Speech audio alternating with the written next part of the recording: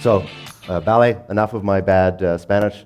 So the caption there is, junior mining is a terrible investment, except when it isn't. And what I'm going to get into in most of my talk is kind of a preamble about the pitfalls of investing in this industry, the challenges of it, but why it can be so lucrative if you know what you're doing.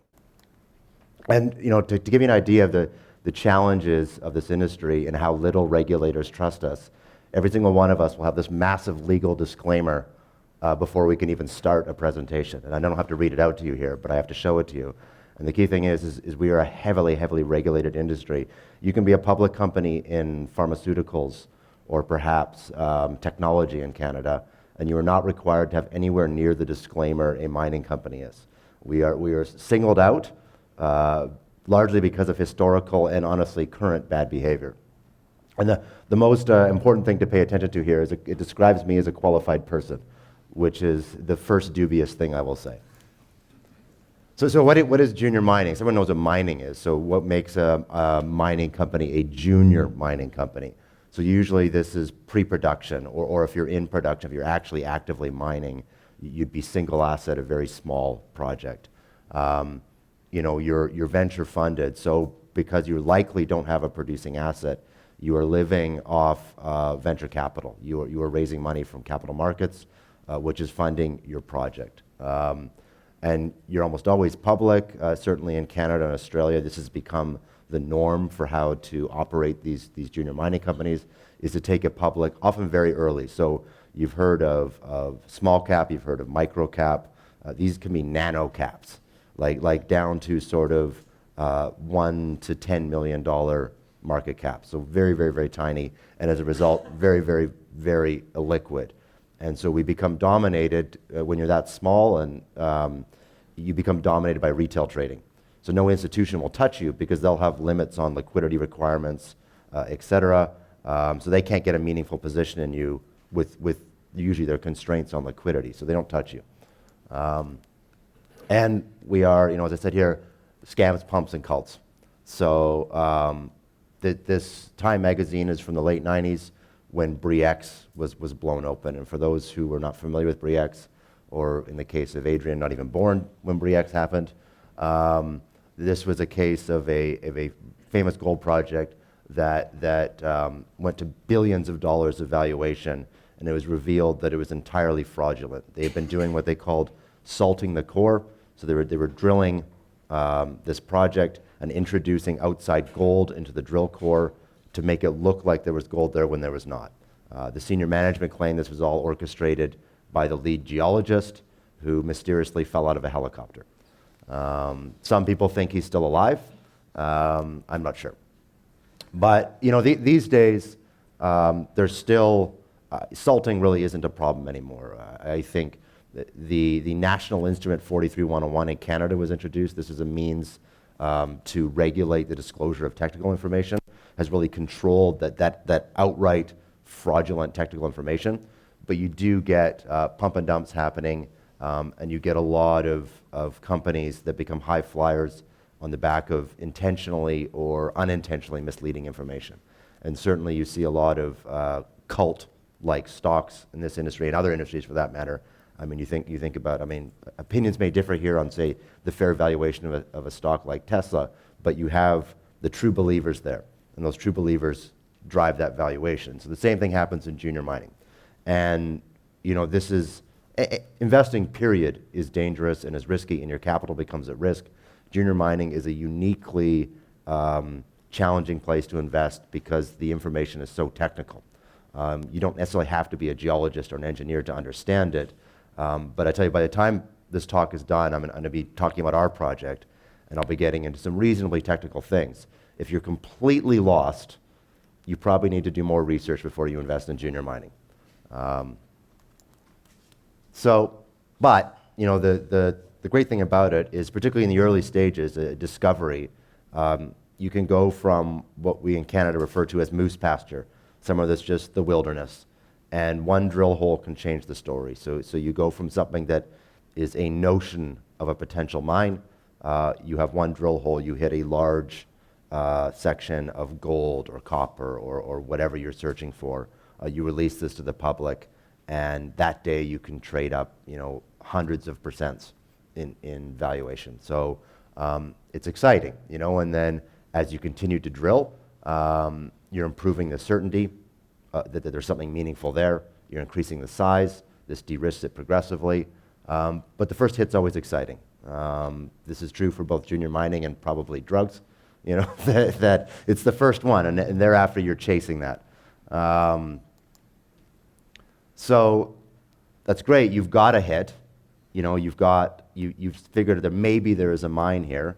So now what do? The challenge is that a small tech company might seek, like, hey, eventually maybe this year we can be cash flow positive. In junior mining, it's not about being cash flow positive. You literally have no revenue, and by I mean no revenue, I don't mean no profit, I mean no revenue. You are not selling anything. There is no capital coming into the company that isn't a result of issuing shares or some other means to go to the market. So as soon as you start this company, you start what we call as the dilution clock. Like you've got a certain amount of time, you've got a certain milestones to hit, and you're continually issuing new shares as you progress. And if those issuance of shares, the dilution exceeds the value creation, you're necessarily reducing the potential outcome from your shareholders. So as we like to say, mining is a long-term game funded by short-term capital, right? And that becomes a challenge. And you want to talk about like how long does it take to generate your revenue, to build a mine? Well, this can take anywhere from probably inside of 5 years to 25 plus years. You've got a period where you're doing your exploration, you've got that first hit, you're starting to delineate what you might mine.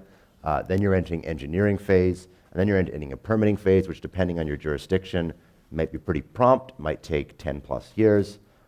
Then you're constructing, and you need a massive injection of capital, talking hundreds of millions to billions of dollars for construction.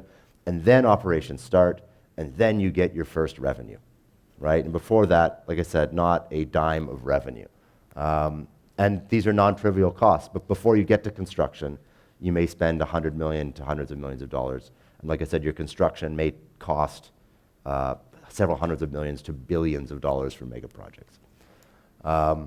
So what does that mean, right? So this is the famous Lassonde curve, named after Pierre Lassonde, who founded Franco-Nevada. So he described this period where you're doing exploration, you make a discovery, and your speculators are there. So this is all the retail people are excited about this discovery, and they get very excited. And then what happens is once it starts to get boring, you get into the engineering, et cetera, the relative value is perceived to come down because your speculators, the ones who are there for that drill hit, that excitement, that one news release that can change anything, are gone. And you've entered this period, what they call the Orphan Period, also known as the Valley of Death, where you haven't yet de-risked it enough for institutions, but you've lost your speculators. And then as you start to get close to production, your institutions are backing you, your value returns, and then you're an operating mine. And as you operate, in theory, depending on replacement of reserves, you've got continuous value decrease as you deplete those reserves. So this makes it look like this is a terrible place to invest, and then if you're not investing at very specific points and times in the life cycle, it's a guarantee you destroy your capital. Okay, well, maybe. And then to compound all this, we have the commodity life cycle. For those not familiar, you might start with very high prices. We have very great prices in commodities right now. It's compounded by a lot of other complications in the industry, so I wouldn't necessarily consider this anything like a bull market right now. But in a true bull commodity market, in a true metals market, there is so much capital for mining projects. So good projects get built, bad projects get built. Every CEO is paying themselves oodles, right? Because there's just money everywhere. And what that means is there's an overinvestment in capacity. That overinvestment capacity means oversupply, which drive prices down. People go out of business, nobody invests in new projects, so this leads to the underinvestment and then supply gaps, which causes the prices to go up. So this is the classic cycle. And you can see behind me there, I've got a few commodity charts in the back. So, we say the cure for high prices is high prices, and the cure for low prices is low prices. So it's a dangerously cyclical industry as well. But there's huge successes. So I've got 3 case studies here, which I think are very important. The first is Great Bear. This is quite recent, 2021, late 2021. They were bought for $1.8 billion by Kinross. They were still in the discovery phase, really. No economics on it, no resource on it even. They were at least 7 to 9 years from production. Yet a senior gold producer was willing to pay almost $2 billion for this company. And from 2018 to the end of 2021, over 100x return if you're an investor. I bought at around $1.50, which is still this part here, right? So that was very, very early, and people like me did very, very well. And lots of companies want to be a Great Bear. This is probably the greatest success in our industry in at least the last 5 years. But it shows you that there are companies, when you've truly hit something special, even early in the life cycle, significant amount of capital will be paid for these projects. And then here we got Arizona Mining. This is a company that, we talked about the Orphan Period in the Lassonde curve. This was at the Orphan Period. So this is supposed to be a project that is challenged to get capital, that is boring, that was not going anywhere. You're just a waiting game for permits. Yet, from late 2015 till the end of 2018, they were a 30x, 2.1 billion Canadian takeout by South 32. And that is the largest takeout of a single asset junior in the last decade. They were in the middle. And the funny thing is, early on, I talked about Bre-X. They were accused of being a mini Bre-X. They were accused of misleading investors about the manganese content in their concentrates and how this was going to kill the project, how nobody would want to buy their product. Turned out to be false, and they rallied and took off again in a huge exit. And they were in the U.S., and for people not familiar with mining or mining in the U.S., depending on your jurisdiction, can be very easy, because it's very state-based. It can also be very hard, and particularly in the West, you end up with this weird system where it's like a checkerboard or a chessboard, where each of your claims might be federal permits or state permits. So your whole project is crossing from one claim to another, because it spans multiple claims. And some you need a federal permit, and some you need a state permit.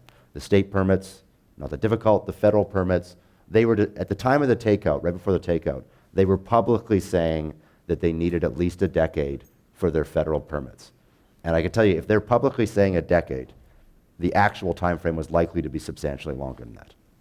As you're always going to be the most optimistic you can. So, complex and lengthy permitting process, in the valley of death, in this orphan period, yet a $2.1 billion purchase. And then, so last example, West African Resources. This is a 25x, and this is a company that from 2016 to now made a discovery, quickly delineated it, permitted it, and built it. And this is in Burkina Faso, a jurisdiction that just had a coup. That's not necessarily an easy place to work, but it's a management team that delivered, and they were able to. You can almost see the Lassonde curve on this chart, because you can see that there's this exciting discovery. Oh my God, we have to permit and engineer this, and then oh look, we can build it, and the value took off. And so that was a management team that, despite a complex and challenging jurisdiction, delivered on their promises and generated results in a 25x in 6 years. So that's the pitfalls of the industry. So I'm going to talk about my company now, and largely as an example, detailed example of this. Certainly if you have more questions, come to me after. I'm just taking a look at my time here. Good. So why would you be looking at mining companies now? So I talked about the cyclicality of it. Mining, and certainly junior mining, has been in probably a 10 to 11 year bear market. And what that's done is it's created what we refer to as a bear cupboard. There's no really quality development projects or potential new mines that are out there. At least there's very, very few. Because if you're not investing in that initial exploration where it's just a geologist out there, exploring, if you're not investing in those new drill holes and in the initial engineering, you can't just, we can't decide we need new copper mines or we need new zinc mines or we need new nickel mines and flick a switch and get them. Like I said, it can take a decade, so there's a huge lag factor there. So we've begun to enter a nascent bull market for base metals. And certainly the recent crisis in a bunch of metals, you saw the nickel price go crazy, you saw the copper price briefly go crazy, the zinc price is incredibly high, has highlighted just how fragile these markets are and how tight the supply-demand balance is. And on top of all of this, COVID created a situation where governments are literally throwing trillions of dollars at infrastructure. China just recently announcing $3 trillion to go into US dollars to go into infrastructure in China. And this becomes hugely bullish for base metals. In particular, our prime commodity is zinc, and zinc, if you don't know, it does galvanizing. So this coats steel to prevent it from rusting. So if you're big on infrastructure, if you think that the US has a bunch of terrible bridges and infrastructure that need to be replaced, if you think that China is going to continue to grow rapidly and is going to want to invest in new infrastructure, as evidenced by their $3 trillion commitment to that, then you may or may not realize it, but you're already a zinc bull. Our project, I am obviously extraordinarily biased here, but our project is a clear standout in the zinc space, and you don't just have to take my word for it, because Teck Resources, if you're not familiar with the senior miners, Teck is a Canadian mining company, third largest zinc miner in the world, owns about 9% of us and recently invested in us. So it's a huge endorsement. And so, even though we're a reasonably mature project, we continue to have a little bit of this exploration success and some excitement injected into the story. And let me kind of explain some things here. I'm not going to talk about our people, this is boring. But you look at our share structure. I talked about the dilution clock. That we actually just closed the financing, because that's slightly outdated. But when we went public 6 years ago, we had 18 million shares out. So we now have actually 91 million. Ignore the dilute at the bottom. So the issued outstanding is about 91 million. So we've increased our share count by about 5x. We've also increased the project size by about 20x and substantially de-risked it and improved it. So I consider that value for the dollars, but this is the challenge you have, is that as your project improves and grows, you necessarily are raising capital, necessarily diluting. And again, I got into this zinc, galvanizing. This is really about steel, bit of brass, bronze, alloys, chemicals, some new potential applications, and certainly for fertilizers and batteries, but really driven by galvanization. And like I said, infrastructure, cars, this is what drives the zinc market. And what's unique about zinc is that, certainly amongst the major base metals, and for all the major base metals, China is a voracious consumer. They are a significant importer of all the metals. For nickel and copper, they are not significant producers of these metals, though, so they import quite a bit. For zinc, they're actually the largest producer of zinc at about 33% of the market. So what does that mean? In a post Ukraine world, you're going to start to see a lot of resource nationalism. I think this is almost a certainty that countries, and we've already seen the US, Europe, Canada, et cetera, declare critical minerals. These are metals that are essential that we need to lock down supply chains for. So the problem is zinc is undoubtedly non-negotiable. You're not going to build a bridge without galvanizing the steel, or that bridge lasts 3 years, right? So it becomes a challenge, because China will never sell us their zinc. They will, any metals produced in China, they will sell it to you as an end product.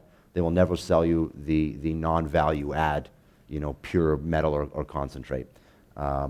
This is often because in China, for example, for zinc, the supply is driven by small mines that are probably on a quota to produce. It's not a true price discovery mechanism. So if they're not making money mining it, why would they sell the mine product abroad? They're only looking to sell the value-add products. So in terms of critical minerals and that strategy, this becomes a concern for the governments of EU, Canada, US, et cetera, but how do we lock down the supply? So, well, one place you could potentially get supply, obviously Canada, our project. So where are we located? We're located in the frozen north of Canada. in the Yukon Territory, the place I was born. This is a place that's famous for gold mining, for the Klondike Gold Rush, right? I think everyone thinks Yukon Territory. You think of mad prospectors and gun shootouts in the Wild West and gold mining. There actually has been tremendous amount of gold mined in Yukon. However, believe it or not, there's been a higher dollar value of zinc exported out of Yukon than gold. The former largest zinc mine in the world was in Yukon Territory. So for us, we look at who's the consumer for our product. Teck, our second largest shareholder, has a smelter in southern BC that we can access via railhead in northern BC.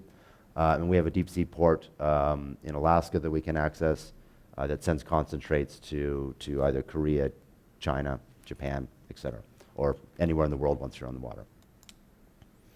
And 2018, we did, if those not familiar, we do what we call a resource statement, which is getting an external qualified person to assess and declare what the mineral inventory is in the project. So we did that in 2018, and then used that mineral inventory to create potential economics around it. So again, external engineers take these numbers and say, what might a mine look like? And this is always a snapshot in a point in time. So this is a preliminary economic assessment. So there's three main studies.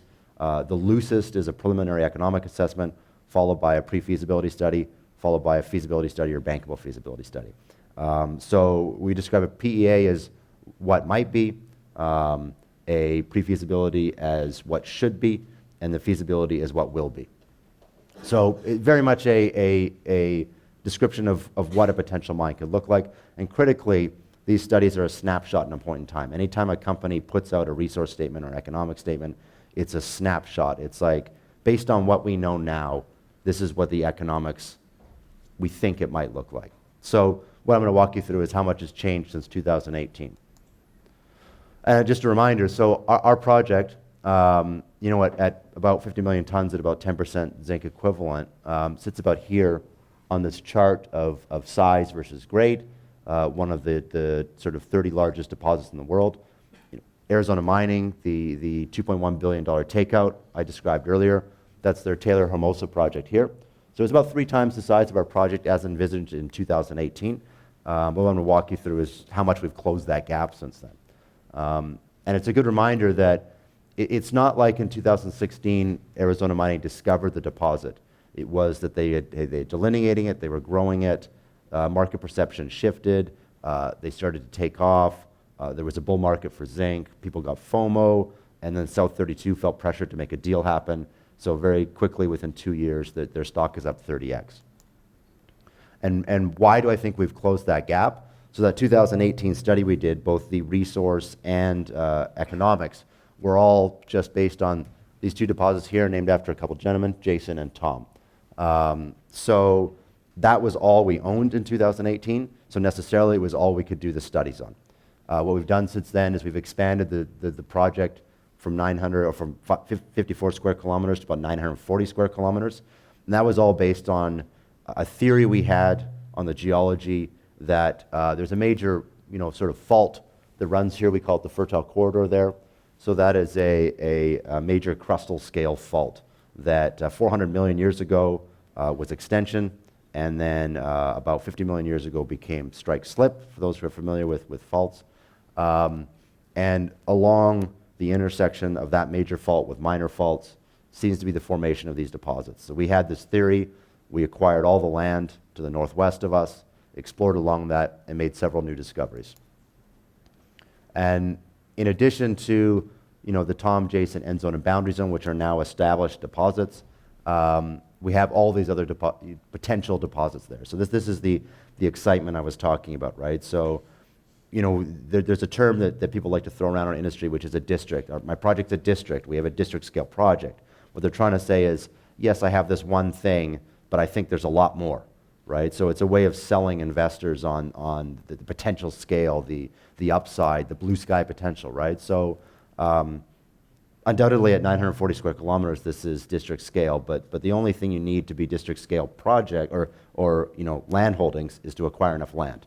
It doesn't need to be anything there. You can say this is big enough, it's district scale, but is there a true district there? Well, we have 4 known deposits, and we see signs of at least 6 to 8 more. So in our books, we have a repeatable thesis for finding these things. We're pretty sure it's a district. So thinking about what's changed since 2018. Well, what might our next study look like? And by the way, our next resource statement and economics will be published next year. So we take that 2018 PEA, 450 million after-tax NPV, not bad. 24% after-tax IRR, not bad. Long multi-cycle mine life, not bad, right? So, and we look at how have things improved since then. So first thing, we got a $71 million commitment from the government to improve the road to our project. That was previously something we thought we were going to have to pay for ourselves. So that's a big deal. So when the government, we're a company that has a market cap of 50 million Canadian. So for the government to commit $71 million for a company that's worth $50 million is a pretty strong endorsement of how they feel about our project. So immediately when we reflect upon the 2018 PEA, it means that we're taking 100 million of our capex off, likely because they've already committed 71 million to it, and they've indicated to us they're probably going to do the rest of the improvement. Then there's a bunch of engineering assumptions. In our 2018 study, we had to do the best we could with the data points we had. We made some conservative assumptions that we now know, because we didn't have the data to decide what's the right assumption here. For example, around the size of a pit, of whether our waste rock was acid generating or not. So we made some conservative assumptions. We now understand that we can be a bit more aggressive on those. Then at the Tom and Jason deposits were included in 2018. We've expanded and improved both of those. But critically, there's a new zone in the center of our project called the boundary zone. This is an area that we purchased as we were heading northwest because we had this theory, and this is a deposit, a discovery, and a rediscovery sort of that is likely to substantially move the needle on our economics. And then we have all these other deposits, the blue sky potential that I was talking about. So what does that add up to? Each one of these has the potential to move our NPV. Now NPV of a study of a mine that might be built down the road doesn't necessarily mean it immediately impacts value now, but in the minds of investors, in the minds of analysts and potential partners or potential M&A people, this creates value. So each of these potentially adding NPV and in turn NAV. What are we going to do with all this? Like I said, so we'll be doing our largest ever drill program this year. This is really a task ahead of us this year to do a bunch of work on the project, do a bunch more drill holes, get the data we need to do that new resource statement, do the new economics, and publish new numbers. And what we think this is going to be, we think we're going to take a $450 million after-tax NPV. I think we have a realistic shot of doubling it. We have realistic shot of being one of the 10 largest zinc mines in the world, and we should be in the lower half of the cost. So each of these are stretch goals. I can't stand up here and tell you that for certainty that these will happen, but we feel confident about it. We feel that there's going to be a major project demonstrated here. What does that mean? Look, if you achieve those, you're what we would call a true tier 1 project. Now, tier 1, like district scale, is a term that gets thrown around and abused. But we think we can hit that. So if we hit all those things, can we be in Arizona mining? Maybe, possibly. I hope so, right? So I'm certainly going to do very well if we are. So this is the challenge before us, and this is the game, is the taking unloved projects, working on them, finding something new, de-risking it, and either building it or finding someone to take you out. Will we be the next great success story? I don't know, but it's a fun industry. It's one that I've been working in since I was a kid. I said I was born in Yukon Territory. My first job ever was at 15 years old doing soil samples, so just walking around in the wilderness, trying to avoid bears, digging holes in the ground to take samples of dirt, which were processed to determine the rock characteristics of the region. So it's an industry I love. Happy to talk about it later, and I very much appreciated being invited. Thank you.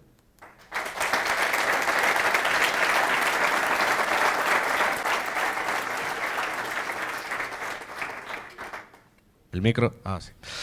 Impresionante presentación. Estoy seguro que a todos os ha encantado y por el feedback que he ido escuchando habéis flipado. Hay muchos, estoy seguro que estáis deseando luego hablar con él en privado. So, any question? Yeah. Well, thank you for your presentation. Very good one. Very clear. My question, I've never invested in mines except for gold mining.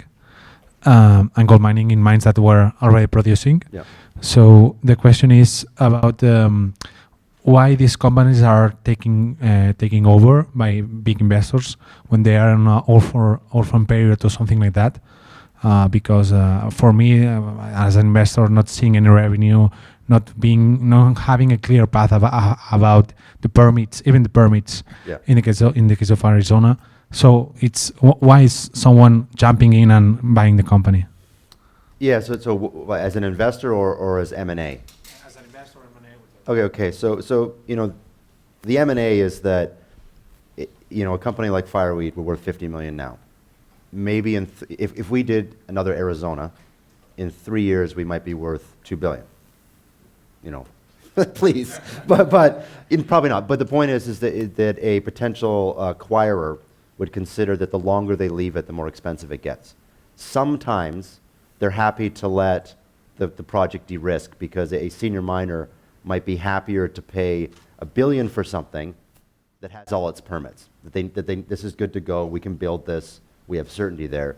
Then they might be more comfortable paying that than $100 million for something they don't have clarity on permits for, right? So there's a lot of decisions to make. In a bull market, they all feel pressured to grow. And in a bear market, they're judged by their margins, right? In a bull market, they're judged by their inventory, their expansion potential. Where are you going? Every fund manager is phoning the CEO up and saying, where's your growth potential? What's your pipeline, right? So they feel pressured to make deals. South 32 felt pressured to do that deal with Arizona Mining. Now, why does a retail investor invest in this? Because of the case studies that I showed, right? That if you're in a producing company, you might have a good quarter, you might have a bad quarter, ignoring the underlying commodities, your inherent value might increase 20%, minus 20%, depending on your performance and some unexpected factors. But, investors in junior mining companies, the pre-production ones, where, there can be a very sudden change that crystallizes value. It's not about plus 20%, it's about plus 200% or plus 2,000%, right? So there's a lot of gamblers who invest in junior mining, I think because it scratches that itch for them. But the savvy understand that you might invest in 20 junior mining companies. 5 will do okay, 3 will do fantastically well, and the rest will be total garbage. And that's okay because it balances out, right? So that the key point out of that is that portfolio theory, and in particular diversification with junior mining, is essential. Because if you're grossly overweight something that can have such a wild swing in its value, it is a great way to lose everything. Perfecto. No tenemos más tiempo, pasaremos al siguiente, pero ya os digo, estoy seguro que estáis deseando hablar con él en el break. Thank you so much, Brandon. Gracias.